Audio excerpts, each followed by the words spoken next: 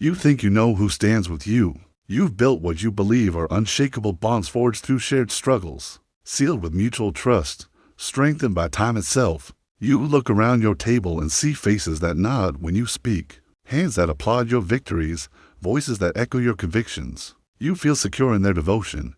You are living in a beautiful lie. The man who smiles widest at your gathering may already be calculating the angle of the blade he'll slide between your ribs. The woman who defends you most passionately in public may be composing the words that will destroy you in private. False loyalty doesn't march toward you with banners raised and war cries echoing. It creeps through your defenses wearing the mask of friendship, speaking the language of devotion, carrying the credentials of trust. This is the cruelest education power provides. Hatred is clean, honest, predictable. It shows its face and declares its intentions. You can prepare for hatred. You can defend against it, strategize around it, even respect it for its clarity. But fake loyalty is a cancer that spreads through your inner circle while you sleep, rotting your judgment from within, poisoning every relationship that comes after. The enemy who hates you gives you the gift of certainty. The ally who betrays you steals your ability to trust anyone ever again. Machiavelli understood this poison intimately. He watched republics fall not to external armies, but to internal treachery. He saw princes murdered not by their enemies, but by their closest advisors. He learned that the dagger that kills you will always be held by a familiar hand, guided by a smile you've learned to trust. False loyalty is worse than hatred because it requires you to participate in your own destruction. It demands that you open your defenses, share your secrets, expose your vulnerabilities to the very person who will use them to destroy you.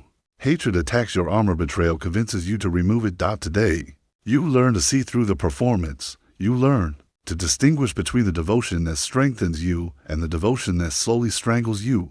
You learn why the man who agrees with everything you say is infinitely more dangerous than the one who opposes you openly. The war for your survival begins not on distant battlefields, but at your own table, fought not with swords but with smiles, won not through strength, but through the terrible clarity of seeing who your real enemies are. They're closer than you think. You speak, and they nod. You share an idea, and they immediately echo it back to you with slight variations. As if your thoughts had become their sudden revelations.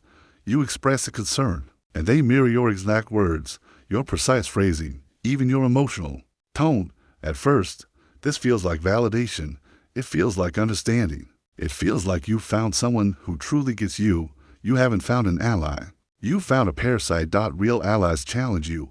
They take your ideas and test them against their own experience, push back when they disagree, offer alternative perspectives that sharpen your thinking. They risk conflict to serve your growth. False allies do something far more insidious. They become your echo, reflecting back exactly what you want to hear while contributing nothing of substance to your evolution. The man who agrees with everything you say isn't devoted to you. He's devoted to what you can do for him. He mirrors your words because he's learned that validation is the key to your trust, and your trust is the key to your resources, your network, your power. He becomes your shadow because shadows are safe, unnoticed, always close enough to strike when the moment is right. Watch how they respond when you test them. Share a controversial opinion and see if they immediately adopt it. Propose a risky strategy and observe whether they support it without question. Voice a doubt about someone else and notice how quickly they echo your suspicion. The speed of their agreement should terrify you. Real loyalty takes time to form because real allies need time to evaluate whether your path aligns with their values, their goals, their vision of the future. They ask questions. They voice concerns. They sometimes say no. False loyalty agrees instantly because it has no substance to weigh against your proposals. It's hollow, opportunistic, designed only to maintain proximity to your power. Machiavelli warned that princes should be wary of those who never contradict them. He understood that genuine counsel requires the courage to risk displeasure, to speak uncomfortable truths, to prioritize your long-term success over your immediate satisfaction. The advisor, who tells you only what you want to hear, is not serving your interests. He's serving his own. The most dangerous moment comes when you start believing their echoes are your own voice amplified. You begin to think you're surrounded by brilliant minds who share your vision, when in reality you're surrounded by empty vessels reflecting your words back at you. Your judgment becomes distorted. Your thinking becomes insular. You lose the ability to see your blind spots because everyone around you has become a mirror. and mirrors can only show you what you already are. This is how false loyalty destroys you, not through dramatic betrayal, but through the slow erosion of your ability to think clearly. They don't need to stab you in the back if they can convince you to walk off a cliff. While believing it's solid ground, stop celebrating agreement. Start demanding disagreement. The person who risks your displeasure to serve your growth is worth 1,000 who risk nothing to serve themselves. Cut the echoes. Find the voices that challenge you. Your survival depends on distinguishing between those who reflect your power and those who strengthen it. They defend you with passionate eloquence when others are watching. Their voice rises above the crowd, championing your ideas, attacking your critics, positioning themselves as your most devoted advocate. In meetings, they speak your name with reverence. At gatherings, they ensure everyone knows they stand with you. Their public loyalty is performed with such conviction that even you begin to believe in its authenticity. Then you hear what they say when the audience disappears. Public loyalty that requires witnesses is always hollow.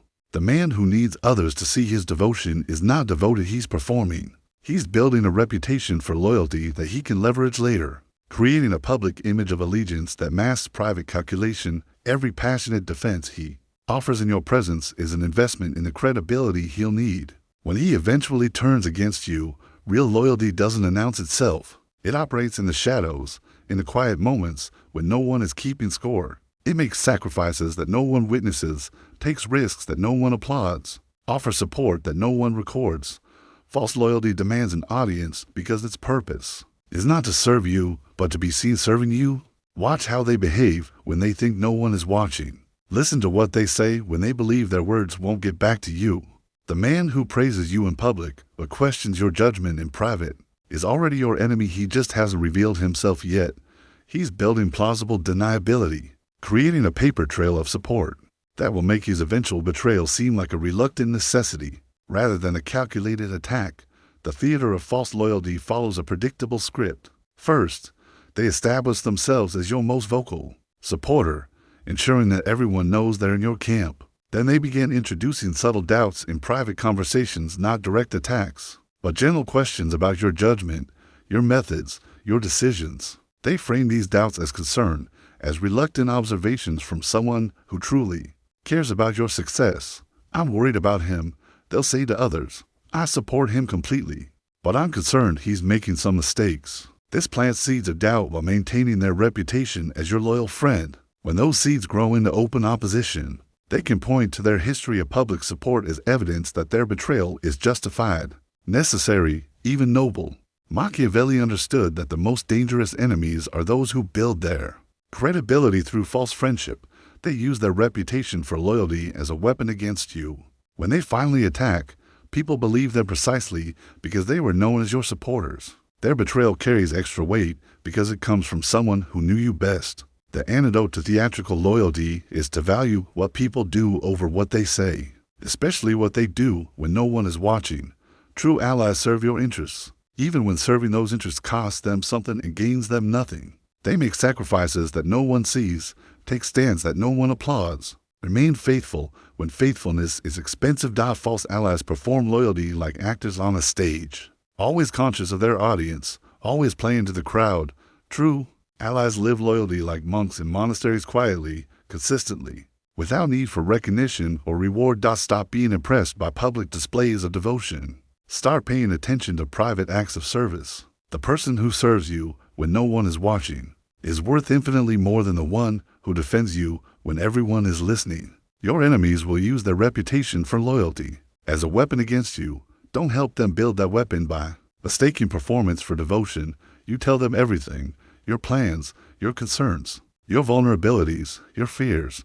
You share because you believe sharing builds trust, creates intimacy, strengthens the bond between you. You open yourself completely, holding nothing back because that's what you think loyalty requires. You give them complete access to your inner world. They give you nothing in return. They listen to your secrets but share none of their own. They absorb your strategies but reveal none of theirs. They learn your weaknesses but hide theirs behind careful smiles and diplomatic deflections.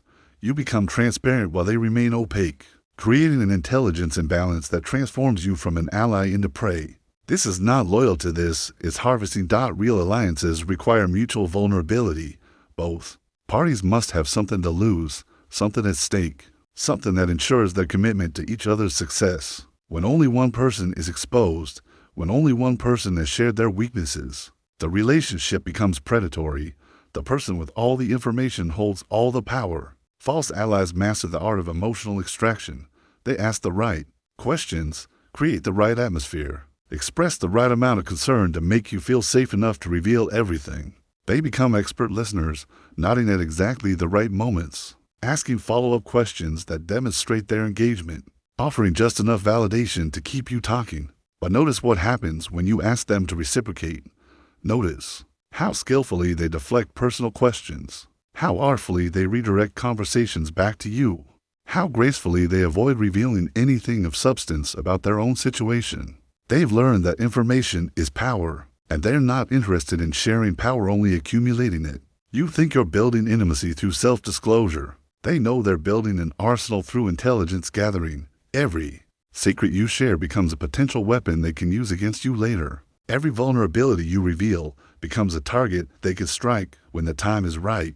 Every fear you express becomes a lever they can use to manipulate your decisions. Machiavelli warned that information asymmetry is always dangerous. The prince who knows nothing of his advisors while they know everything of him is a prince who will not remain a prince for long. Knowledge is the ultimate form of power, and those who hoard it while demanding transparency from others are positioning themselves for conquest, not collaboration. The test of true loyalty is reciprocal vulnerability. Ask yourself, do they share their struggles as openly as you share yours? Do they reveal their fears as readily as you reveal yours? Do they trust you with their secrets as completely as you trust them with yours? If the answer is no, you're not in an alliance, you're being harvested. Real allies understand that mutual exposure creates mutual investment. When both parties have shared their vulnerabilities, both parties have an interest in protecting each other. When only one party is exposed, the relationship becomes predatory by definition. Start demanding reciprocity. When they ask about your concerns, ask about theirs. When they probe your weaknesses, probe theirs. When they seek your secrets, seek theirs. The person who consistently deflects while demanding transparency is not your ally. They're your intelligence officer. Information flows both ways in real relationships. When it flows only one way, you're not in a relationship, you're being interrogated by someone who's learned to make interrogation feel like intimacy. Stop confusing one-sided transparency with trust. Start recognizing intelligence gathering disguised as friendship. Your survival depends on distinguishing between those who share the risk and those who collect information about it. You notice their desperation before you understand it. They're always available when you call, always eager to help, always ready to drop everything for your needs. Their devotion seems total, their commitment absolute. You feel valued, important, essential to their world. Their need for you feels like the deepest form of loyalty. You're wrong. Need is not loyalty. Need is desperation wearing loyalty's mask. The person who needs you more than they respect you will eventually resent you for their dependence. They will hate you for being necessary to their survival, for holding power over their circumstances, for representing everything they cannot achieve on their own. Their devotion is not born from admiration, but from weakness, and weakness always breeds resentment. Desperate loyalty is conditional loyalty. It lasts only as long as they need you, and it disappears the moment they find an alternative source for what you provide. Worse, it becomes active hostility the moment they achieve enough independence to survive your displeasure. The person who once couldn't live without you will be the first to celebrate your downfall. Once they no longer need your support, true loyalty emerges from respect, not necessity. It comes from people who choose to stand with you because they believe in your vision, your character, your leadership, not because they have no other options. These allies can survive without you, but they choose not to because they see value in what you're building together. Watch how they behave when you're not immediately useful to them. Notice their enthusiasm when you can't solve their problems, their availability when you need help instead of offering it, their commitment when supporting you costs them something instead of gaining them something. Desperate allies disappear the moment the transaction becomes inconvenient. The most dangerous aspect of need-based loyalty is how it corrupts your judgment. You begin to mistake their dependency for devotion, their desperation for dedication. You start making decisions based on maintaining their need for you, rather than advancing your actual interests. You become addicted to being needed, and addiction always compromises strategic thinking. Machiavelli understood that princes should be feared more than loved, but he also understood that both fear and love are superior to need. People who need you are calculating the cost of their dependence every day. They're looking for alternatives, building backup plans, preparing for the day when they can afford to betray you. Their loyalty has a price, and that price is always increasing. Need breeds resentment because dependence is humiliating. The person who relies on you for their survival will grow to hate themselves for their weakness, and they will project that self-hatred onto you. You become a living reminder of their inadequacy, their failure to achieve independence, their inability to stand alone. Eventually, destroying you becomes necessary for their psychological survival. Real allies bring their own strength to the relationship. They choose to combine their power with yours because they see strategic advantage in the partnership, not because they have no other options. They can walk away, which means their decision to stay has actual value. Stop being flattered by desperation.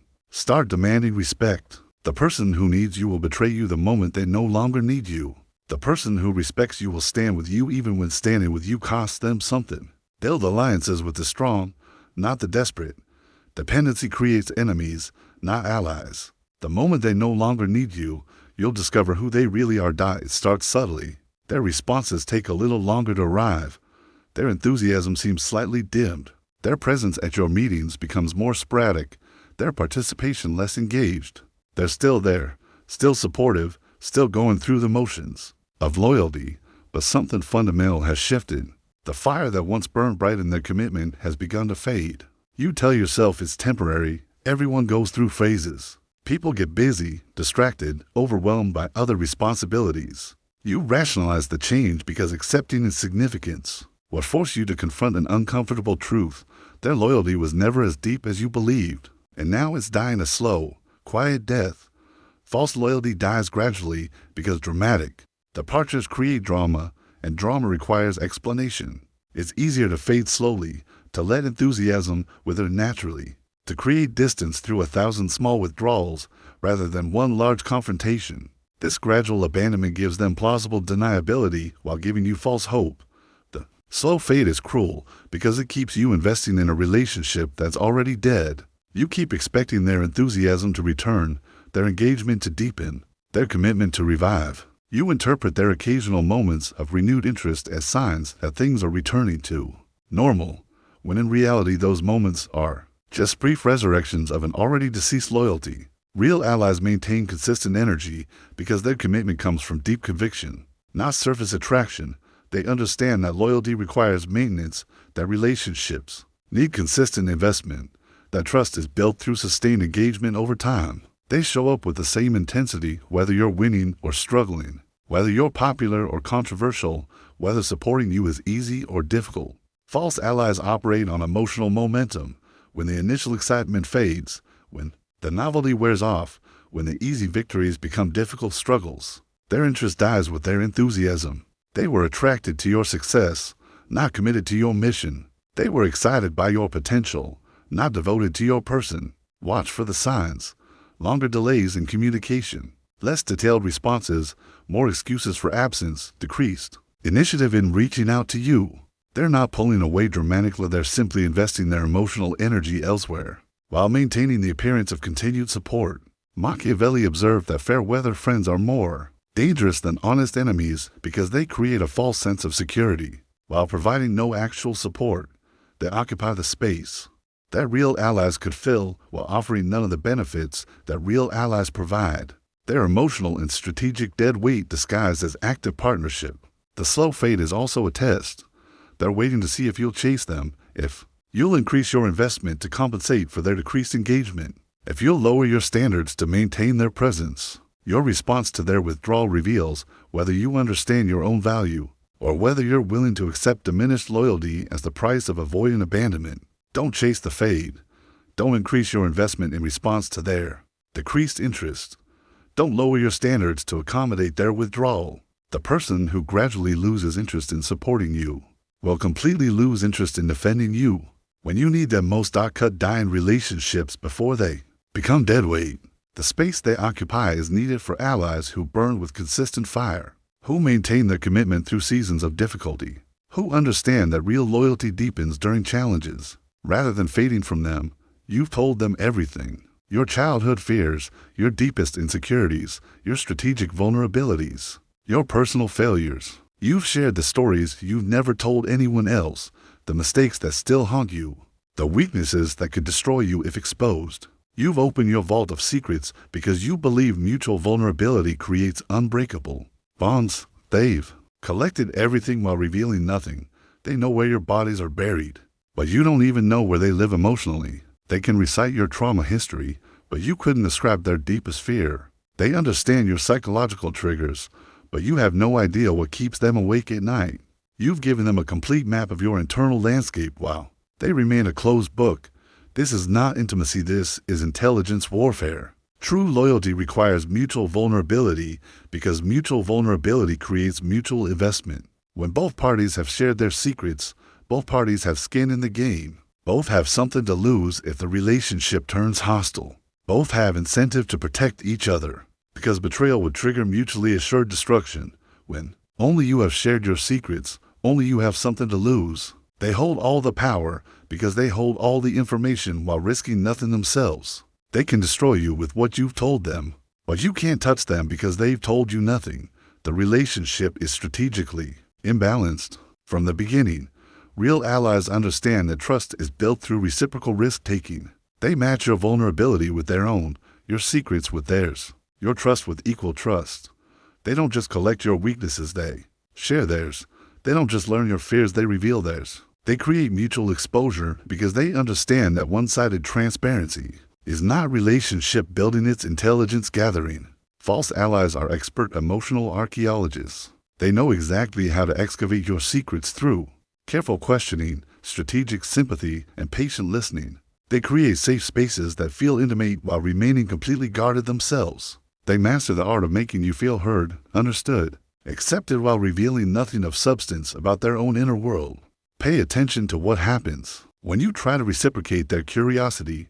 Notice how skillfully they deflect personal questions, how artfully they redirect attention back to you, how gracefully they avoid revealing anything meaningful about their own struggles, fears, or failures. They've learned that information is power, and they're not interested in power sharing, only power accumulation. Machiavelli warned that asymmetrical relationships are inherently unstable because they create conditions for exploitation. The party with more information always has the advantage, and that advantage will eventually be used. The person who knows your secrets while keeping theirs is already your enemy. They just haven't activated their advantage yet. The man who collects your darkness while hiding his own is building an arsenal, not a friendship. Every secret you share becomes ammunition he can use against you later. Every vulnerability you reveal becomes a target he can strike when convenient. Every fear you express becomes a weapon he can deploy when necessary. Start demanding reciprocity. When they ask about your struggles, ask about theirs.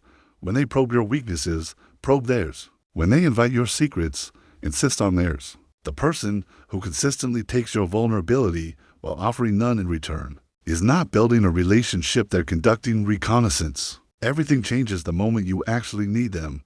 The person who is always available for casual conversation suddenly becomes impossible to reach when you're facing a crisis. The ally who enthusiastically supported your plans when they were theoretical becomes strangely absent when those plans require real sacrifice. The friend who stood with you during good times vanishes like smoke when the stakes become serious. This is the ultimate test of loyalty, and most fail it spectacularly. Fair weather loyalty is costume jewelry. It looks impressive under casual lighting but crumbles the moment it faces real pressure, when consequences loom, when costs become clear, when standing with you requires actual sacrifice instead of just pleasant agreement. False allies reveal their true nature by simply disappearing. They don't announce their departure. They don't offer explanations or apologies. They simply become unavailable, unreachable, mysteriously busy with other priorities. Their phones stop working. Their schedules become impossibly full.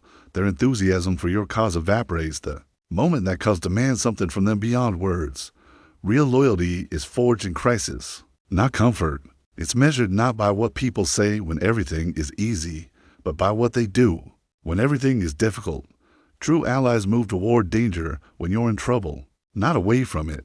They understand that loyalty without cost is not loyalty, it's Convenience. Watch what happens when your reputation is attacked and defending you might damage theirs. Notice who stands up when standing up is expensive, who speaks out when speaking out is risky, who remains visible when visibility is dangerous. The people who disappear when you need them most were never your allies, they were tourists in your success, present only for the scenic moments. The vanishing act of false loyalty follows a predictable pattern. First, they become harder to reach, their response is slower, their availability limited, their enthusiasm notably decreased. Then they begin creating distance through a series of small conflicts or disagreements, manufacturing reasons to justify their eventual abandonment. Finally, they disappear completely when you most need their support, often reappearing later with elaborate explanations and renewed promises once the danger has passed. Machiavelli understood that crisis separates the wheat from the chaff in human relationships.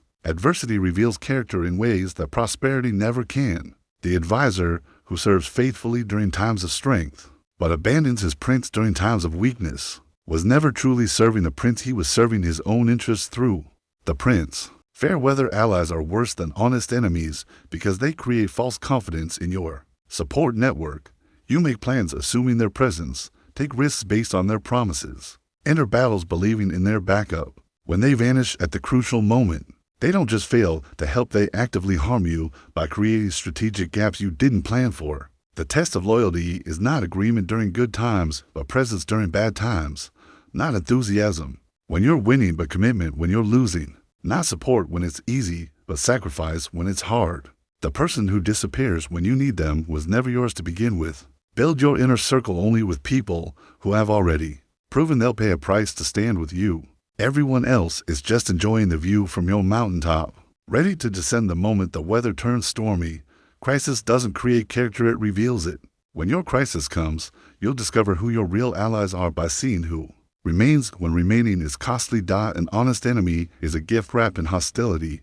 He shows his face, declares his intentions, presents his weapons openly. He gives you the clarity of knowing exactly where you stand, precisely what you're fighting against, exactly how to prepare your defenses. There is honor in such honesty, strategy in such transparency, respect in such directness. A false ally is cancer disguised as medicine. He spreads through your defenses while wearing the uniform of friendship, speaks poison while using the language of loyalty, destroys you from within while claiming to serve your interests. He is infinitely more dangerous than any honest enemy, because he requires your participation in your own destruction. Better to face 1,000 declared enemies than to harbor one secret betrayer. Better to fight in the open against known opponents than to be murdered in your sleep by someone you trusted with the key to your chamber. Better to know who hates you than to wonder who's pretending to love you.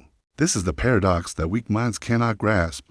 Your honest enemies are more valuable than your false friends. Your enemies sharpen you through opposition, strengthen you through conflict, teach you vigilance through necessity. They force you to maintain your defenses, improve your strategies, stay alert to danger. They make you stronger simply by existing. False allies make you weaker. They corrupt your judgment by feeding you agreeable lies. They cloud your vision by reflecting only what you want to see. They compromise your security by convincing you to lower your guard. They poison your ability to trust anyone who comes after them, leaving you either paranoid or naive, both states equally dangerous for someone in power. Machiavelli understood this truth deeply. The prince who surrounds himself with honest advisors who challenge him will rule longer than the prince who surrounds himself with flatterers who agree with him. Opposition creates strength.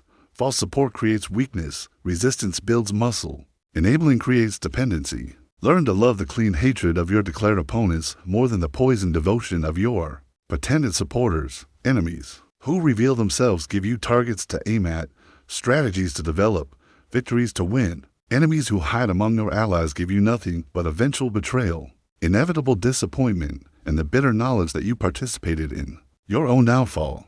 The man who openly opposes you respects you enough to see you as a worthy adversary. The man who secretly betrays you sees you as nothing more than a mark to be conned, a resource to be exploited, a fool to be manipulated. Which relationship actually honors your power in the end? Only those who can afford to betray you will choose not to. Everyone else is just waiting for the right price, the right opportunity, the right moment when betraying you costs less than supporting you.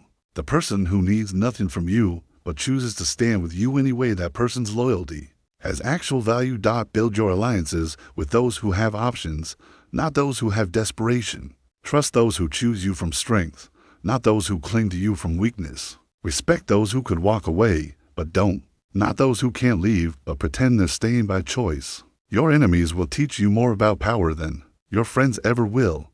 They will show you your weaknesses, test your strategies, force you to evolve or die. They will give you the gift of clarity in a world built on comfortable deceptions. Choose your enemies wisely. They may be the only honest relationships you have. If this truth cuts through the comfortable lies you've been telling yourself about loyalty, if it forces you to see the people around you with new eyes, if it makes you understand that real power comes from choosing your battles, instead of believing everyone who claims to be on your side, then subscribe. Because the man who can distinguish between honest enemies and false allies is the man who survives in a world where survival depends on seeing things as they are, not as we wish they were.